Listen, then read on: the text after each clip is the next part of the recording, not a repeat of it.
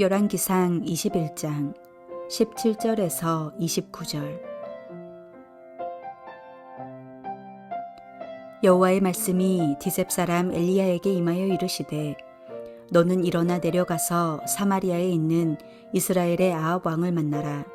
그가 나봇의 포도원을 차지하러 그리로 내려갔나니, 너는 그에게 말하여 이르기를, 여호와의 말씀이 내가 죽이고 또 빼앗았느냐고 하셨다 하고, 또 그에게 이르기를, 여호와의 말씀이 개들이 나봇의 피를 핥는 곳에서 개들이 내 피 곧 내 몸의 피도 핥으리라 하셨다 하라. 아합이 엘리야에게 이르되, 내 대적자여, 내가 나를 찾았느냐? 대답하되, 내가 찾았노라. 내가 내 자신을 팔아 여호와 보시기에 악을 행하였으므로 여호와의 말씀이 내가 재앙을 내게 내려 너를 쓸어버리되, 내게 속한 남자는 이스라엘 가운데에 매인자나 노인자를 다 멸할 것이요, 또 내 집이 느밧의 아들 여로보암의 집처럼 되게 하고 아히야의 아들 바하사의 집처럼 되게 하리니, 이는 내가 나를 노하게 하고 이스라엘이 범죄하게 한 까닭이니라 하셨고, 이세벨에 대하여도 여호와께서 말씀하여 이르시되, 개들이 이스라엘 성읍 곁에서 이세벨을 먹을지라. 아합에게 속한 자로서 성읍에서 죽은 자는 개들이 먹고 들에서 죽은 자는 공중의 새가 먹으리라고 하셨느니라 하니, 예로부터 아합과 같이 그 자신을 팔아 여호와 앞에서 악을 행한 자가 없음은 그를 그의 아내 이세벨이 충동하였음이라. 그가 여호와께서 이스라엘 자손 앞에서 쫓아내신 아모리 사람의 모든 행함같이 우상에게 복종하여 심히 가증하게 행하였더라. 아합이 이 모든 말씀을 들을 때에 그의 옷을 찢고 굵은 배로 몸을 동이고 금식하고 굵은 배에 놓으며 또 풀이 죽어 다니더라. 여호와의 말씀이 디셉 사람 엘리야에게 임하여 이르시되, 아합이 내 앞에서 겸비함을 내가 보느냐? 그가 내 앞에서 겸비함으로 내가 재앙을 저희 시대에는 내리지 아니하고 그 아들의 시대에야 그의 집에 재앙을 내리리라 하셨더라.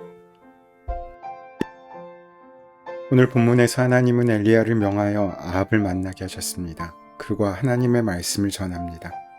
아합을 만난 엘리야는 여호와께서 재앙을 내려 아합의 집을 여로보암이나 바하사의 집과 같이 멸하실 것이며, 개들이 그 시체를 먹음으로 이세벨이 땅에 묻히지도 못할 것을 전합니다. 성경 기자는 덧붙이기를, 예로부터 아합과 같이 그 자신을 팔아 여호와 앞에 악을 행한 자가 없음은 그를 그의 아내 이세벨이 충동하였음이라 라고 말합니다. 그렇다고 해서 모두 이세벨의 죄이며 아합의 죄는 가볍다고 핑계할 순 없습니다. 물론 나봇을 죽인 것은 아합이 아닌 이세벨이지만 아합은 이세벨의 잘못을 묵인하는 죄를 지었습니다. 또한 우상숭배로 이스라엘을 죄에 빠뜨렸습니다. 그는 아모리 사람의 모든 행한 것 같이 우상에게 복종하여 심히 가증하게 행하였기 때문입니다. 누구 때문에 죄를 행하였다는 핑계가 하나님 앞에선 인정되지 않습니다. 그 누구 때문에 지은 죄는 결과적으로 내가 스스로 지은 죄이기 때문입니다. 그런데 아합이 죄를 짓고 나서 엘리야로부터 자신의 온 집안이 심판을 받는다는 하나님의 메시지를 전달받은 아합은 제일 먼저 왕의 옷을 찢고 굵은 배로 몸을 동였다고 말합니다. 성경에서 옷을 찢는 행위는 회개를 의미합니다. 굵은 배로 몸을 동였다고 하는 것은 근신의 의미를 담고 있습니다. 아합 왕은 자신의 집안에 임할 심판에 대한 경고를 받자 금방 회개의 자세를 취하고 있는 것입니다. 그리고 그는 금식하고 굵은 배에 누웠다고 했습니다. 금식이란 무엇입니까? 하나님 앞에 목숨을 걸고 매달리는 행동입니다. 그리고 그는 풀이 죽어 다녔다고 하였습니다. 그는 겸손하게 심판 앞에 목을 세우지 않고 풀이 죽어 다녔습니다. 이것은 분명한 회개의 표시입니다. 그 결과 어떻게 되었습니까? 아합이 내 앞에서 겸비함을 내가 보느냐? 그가 내 앞에서 겸비함으로 내가 재앙을 저의 시대에는 내리지 아니하고 그 아들의 시대에야 그의 집에 재앙을 내리리라 하셨더라 라고 말씀하고 있습니다. 아합이 심판의 말씀을 듣고 금식하며 겸비하자 하나님께서는 재앙을 그 아들의 시대로 연기하시는 자비의 모습을 보여주고 있으신 것입니다. 그러나 정말로 진심으로 아합이 회개했습니까? 왜냐하면 아합이 한 행위, 즉 옷을 찢고 금식을 하고 풀이 죽어 다니는 모든 행위가 다 위선이고 위장된 회개였기 때문입니다. 물론 엘리야로부터 심판의 선고를 받았을 때 아합은 무서웠을 것이고 잠시 뉘우치기도 했을 것입니다. 그래서 회개해야겠다는 마음이 들었을지도 모릅니다. 그러나 아합 왕이 진심으로 회개한 것이 아니라는 사실은 그 이후에 그가 더 악한 짓을 한 것을 보면 알 수 있습니다. 그 이후의 모든 행적을 보건대 그의 회개는 진정한 것이라고 보기 어렵습니다. 그런데도 하나님께서는 일시적이고 도피적인 그의 겸비함을 인정해 주셔서 심판을 연기해 주십니다. 그는 이 사건 이후에도 하나님을 찾지 않고 우상을 섬기는 짓을 계속했습니다.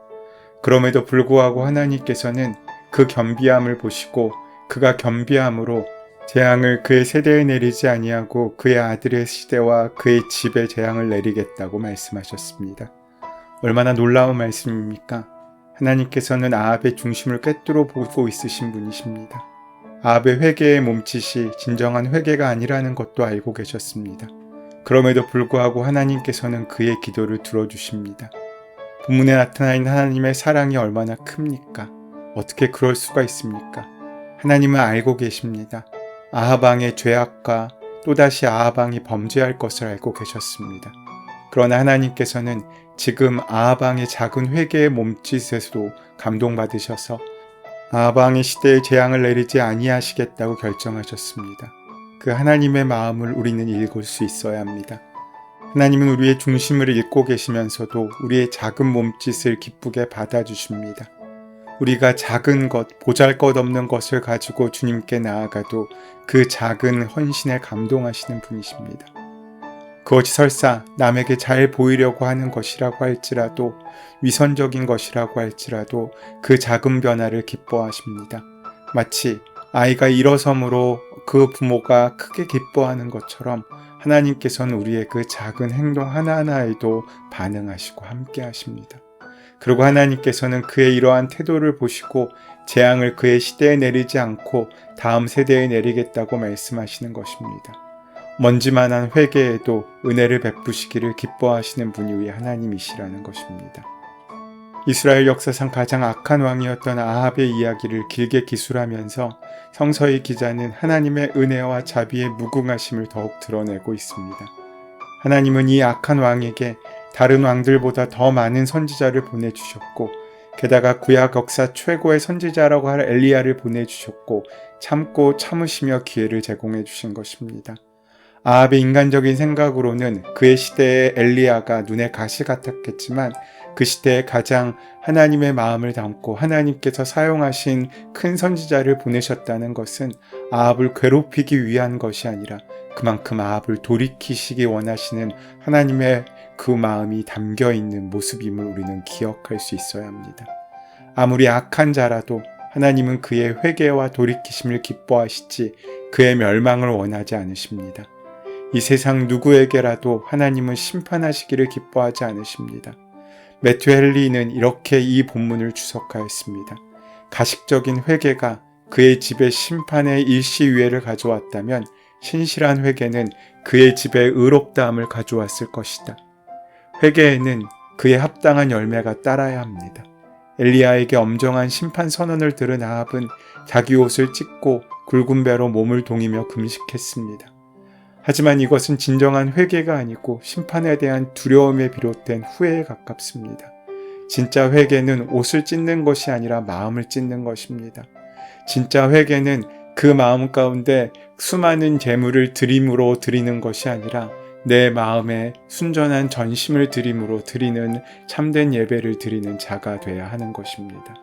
만일 그가 진정으로 회개했다면 나봇의 포도원을 포기하고 우상을 척결하는 삶으로 회개의 열매가 뒤따라야 했을 것입니다. 참 회개에는 하나님의 뜻을 따르는 결단과 실천이 이어져야 하기 때문입니다. 하지만 불행히도 아합은 또다시 자기의 탐욕과 정욕을 따라갑니다. 탐욕과 권력의 위험을 우리는 알아야 합니다. 우리 안에 그 탐욕의 실상을 온전히 보지 못하면 위험해진다는 것입니다. 탐욕의 출발은 언제나 나에게 주어진 것은 부족하다라는 단서에서 시작됩니다. 그래서 끊임없이 비교하고 끊임없이 불평하며 끊임없이 욕망하고 살아갑니다. 하지만 분명한 사실은 하나님에게 달란트의 차이는 크고 작음이 아니라는 것입니다. 하나님이 주시는 달란트는 각각 그 분량에 맞는 것을 주십니다. 그러기에 우리에게 주어진 달란트는 나에게 가장 적절하고 최고의 것이 됩니다. 주님께서 주신 달란트는 결코 부족하지 않습니다. 하나님 편에서 5이나 2이나 매 한 가지이기 때문입니다. 중요한 것은 나에게 맞는 적절한 그리고 감당할 수 있는 달란트입니다. 하나님께서는 우리에게 주신 것이 적든 크든 우리에게 주어진 것의 크기를 보시는 분이 아니라 소중히 키워나가는 나의 그 마음의 성실을 보시는 것이기 때문입니다. 사람의 가치는 그 사람의 체격의 크기에 있지 않습니다. 그 사람의 이루어낸 삶의 열매로 평가받는 것입니다. 무엇이 되었느냐가 아닌 그 되었는 것으로 무엇을 이루는지에 달려있는 것입니다. 아이를 크게 낳는다고 그 아이가 장래에 큰 인물이 되는 것이 아닙니다. 아이가 비록 미숙아로 태어났다고 해도 그 아이의 미래가 작지도 않은 것입니다. 문제는 어떻게 키워나가느냐 하는 데에 달려 있습니다. 예수님께서도 이 땅에서 키와 지혜가 자라나셨습니다. 많고 적음의 문제가 아니라 어떻게 키워나가는지가 중요한 것입니다. 아합은 하나님으로부터 경고를 받습니다. 자신을 팔아 악한 일을 하였다고 말입니다. 아합은 무능력한 왕이 아니었습니다. 악함을 전파하는 것도 영향력과 능력이 있어야 가능한 일입니다. 우스갯얘기지만 사단도 영향력 없는 무능한 자를 애써 유혹하진 않습니다. 아합은 영향력도 주어진 달란트도 분명히 많은 왕이었습니다. 그러나 아합의 문제는 자신에게 주어진 영향력, 자신에게 주어진 달란트를 팔아 하나님의 나라를 확장하고 전파하는 데 사용한 것이 아니라 오히려 악한 일에 사용했다는 것입니다. 예전에 신앙 선배들이 그런 말을 자주 했다고 합니다. 신앙을 팔아먹는 일은 절대 하지 말라고 말입니다. 청년에게는 그 젊음이 달란트입니다. 몸을 움직이고 실패를 두려워하지 않고 젊음을 쓰라고 주신 것입니다. 그런데 어느덧 청년들이 그 젊음을 사용하지 않는 순간 그 사람은 늙어가는 것입니다. 두려움 앞에 몸을 사리고 어떻게 하면 실패를 덜할까? 어떻게 하면 고생을 덜할까? 어떻게 하면 편히 살 수 있을까를 고민합니다. 젊음을 안락에 팔아버리는 삶을 살게 되는 것입니다. 돈은 쓰라고 주신 것입니다. 그런데 어느 순간부터 돈에 쩔쩔매며 살아가는 우리의 모습을 볼 때가 있습니다. 내가 돈을 쓰는 것이 아니라 돈이 나를 쓰고 있는 것입니다. 우리는 언제부터인가 우리의 가치를 팔아서 돈과 바꾸고 명예와 욕심과 안락함을 사버리고 있습니다. 자신이 얼마나 위대하고 존귀한 존재인지를 잃어버리고 자신을 팔아 개 먹이가 되게 하고 있는 것입니다. 내게 있는 영적인 권위를 팔아 사단의 종로로 쓰라고 내게 주어진 재능들을 팔아 고작 자신의 만족을 위해 사용하고 있는 것입니다. 우리가 얼마나 큰 영향력의 사람들인데 그 영향력을 팔아서 악에게 주고 있습니까? 하나님이 허락하신 가치를 팔아 우리는 더 크고 아름다운 하나님의 나라를 살 수 있어야 합니다. 하나님께서 허락하신 나의 가치를 팔아 소망을 사야 하고 나의 가치를 욕심이나 분노, 좌절이나 이기심에 팔아먹어서는 안 됩니다. 나의 가치를 세상의 유행과 풍조에 팔아먹어서는 더욱더 안 된다는 것입니다. 나의 가치는 하나님 나라에 확장되는 데 사용될 가치이기 때문입니다. 하나님 앞에서 진실하게 그 믿음을 지키고자 할 때 하나님은 언제나 그 믿음을 지켜주셨습니다. 오늘도 은혜 가운데 승리하시고 하나님이 지키신 하루를 살아가시는 저와 여러분 되시기를 소원하고 축원합니다.